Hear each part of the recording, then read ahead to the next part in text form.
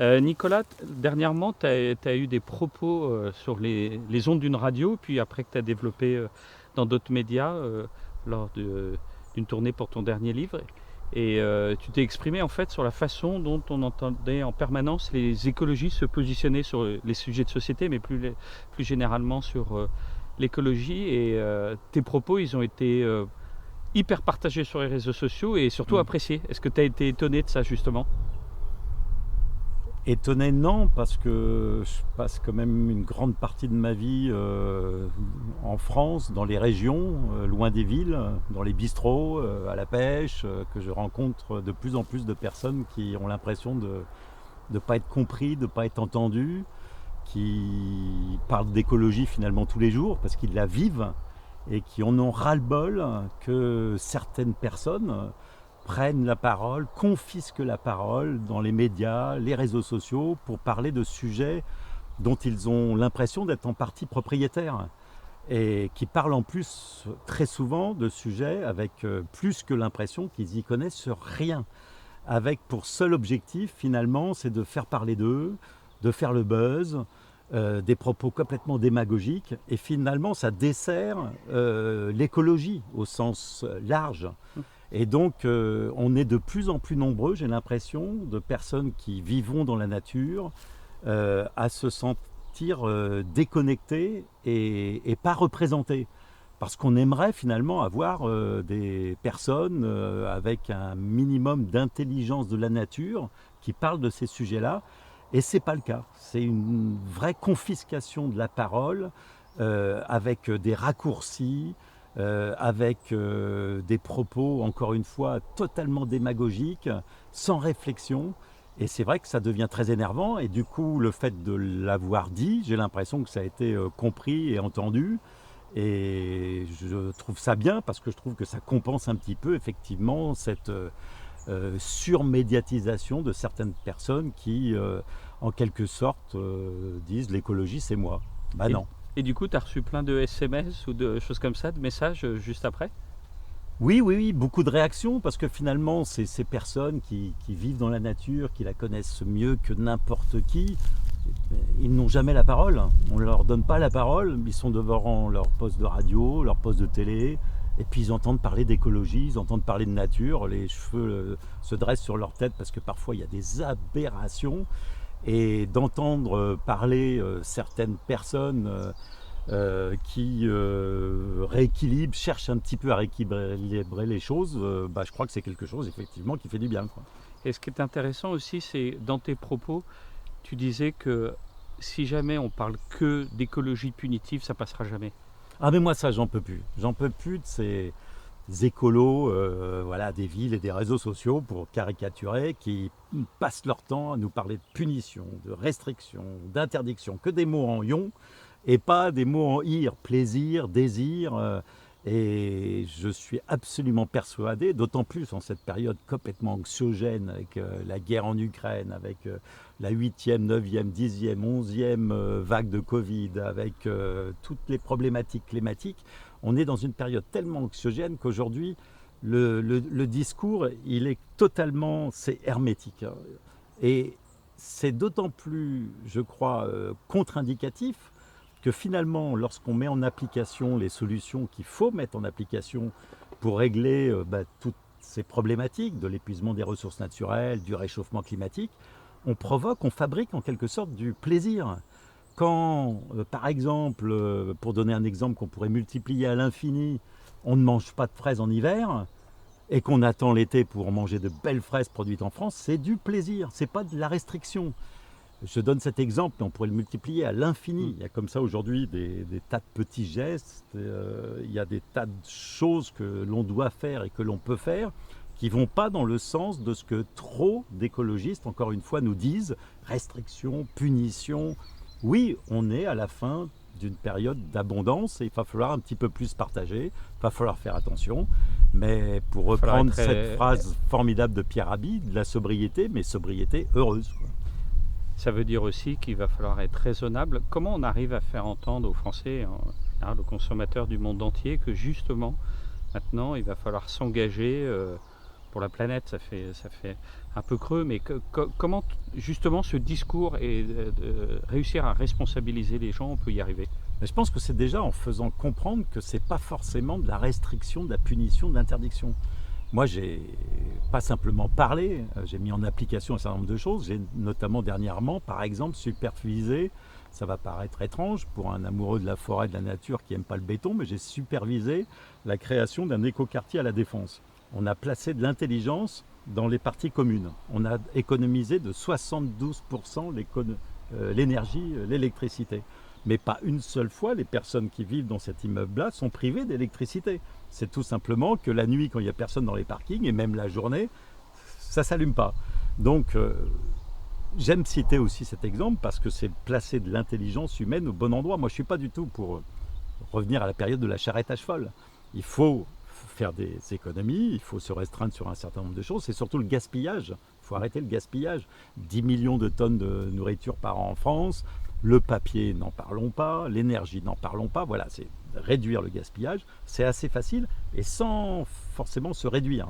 Après, il y a utiliser l'intelligence humaine et puis surtout insister sur le fait, moi j'en ai marre aussi d'entendre les gens qui me disent « Ah, vous avez raison, ça va mal, il faut vraiment qu'ils fassent quelque chose ». Alors c'est là-haut, le gouvernement, peut-être les grands patrons, alors que le consommateur détient ce pouvoir qui est colossal de pouvoir pénaliser tout ce qui détruit la nature, l'environnement, et à l'inverse, pouvoir favoriser ce qui est respectueux.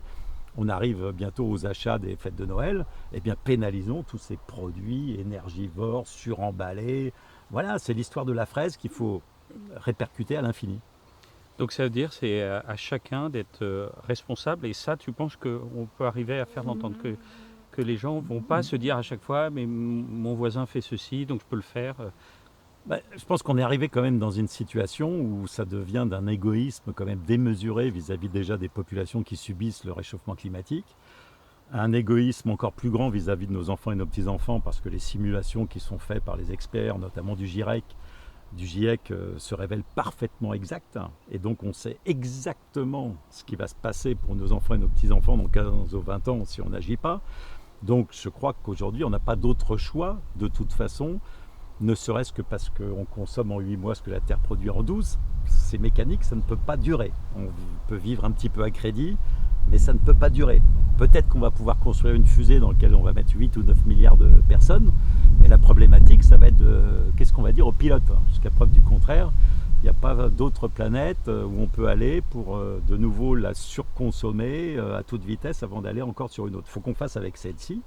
Et en l'occurrence, celle-ci, elle a plein de choses à nous donner. Moi, je cite souvent en exemple cette forêt là qu'on voit derrière moi, la quantité de bois que ma petite forêt fournit chaque année, et ça indéfiniment, c'est énorme. Ne parlons pas des océans, on pourrait parler aussi des pratiquement 1 500 000 mammifères que la chasse pourrait donner en matière de viande parfaitement écologique, complètement décarbonée, mais c'est un tout autre sujet. Mais voilà, il faut aller dans toutes ces directions-là, mettre de l'intelligence au bon endroit, et encore une fois, ne pas dire et répéter tout le temps restriction, punition. Oui, il va falloir, c'est vrai, Macron a eu raison de dire que c'était la fin de l'abondance. En revanche, je trouve qu'il a eu tort de ne pas profiter de cette occasion pour dire on s'est trompé parce que pendant 40 ans il y a eu de l'abondance, malheureusement ça n'a profité qu'à 5 à 10%. Donc maintenant où il va falloir faire gaffe, il va falloir encore plus partager. Et c'est ça aussi, je crois, la clé pour retrouver un équilibre avec cette belle nature qui nous entoure. Tu cites le président de la République, mais on sait qu'il y a un certain nombre d'hommes politiques ou d'observateurs de la vie politique qui aiment t'écouter, ou en tout cas qui trouvent que tu peux être inspirant sur un certain nombre de sujets autour de l'écologie. Est-ce que tu continues à délivrer des messages et tu sens que les choses sont en train de bouger ? Moi, ce que j'essaye de faire, ce que j'ai fait encore dernièrement pour essayer d'obtenir le vote à l'Assemblée nationale d'une loi pour protéger la Sologne et pas seulement, c'est de réunir les intelligences. Ce que je remarque en France, qui est assez particulier à la France, c'est qu'on a des extrêmes. Pour caricaturer, on a les chasseurs d'un côté, les écologistes de l'autre. Alors qu'il y a des pays que j'ai la prétention de bien connaître, comme le Canada, l'Allemagne et d'autres, où on a assez souvent, en tout cas, sur des sujets consensuels, les gens de la nature, que ce soit les écologistes, les promeneurs, les pêcheurs, les chasseurs, mais qui travaillent la main dans la main. En France, c'est totalement impossible. Et je me félicite lorsque j'arrive, c'est ce que je crois avoir plus ou moins réussi sur cette loi, en tout cas en Sologne, à trouver des passages pour que ces gens se parlent. Et je trouve que la problématique est tellement grave. Il y a tellement de sujets sur lesquels, dans la nature, il faudrait que ceux qui l'aiment, que ceux qui la pratiquent, travaillent, que j'aimerais effectivement que on mette de côté ces extrêmes qui passent leur temps effectivement sur la télé et les réseaux sociaux à raconter n'importe quoi. Ça, on les laisse de côté. On laisse aussi de côté tous ces chasseurs, et ils sont quand même encore assez nombreux, qui font n'importe quoi. Et à l'inverse, on réunit le milieu. Et ce milieu-là, il est grand, il y a un grand volume, mais on n'entend que les côtés. Et pourquoi on n'entend que les côtés ?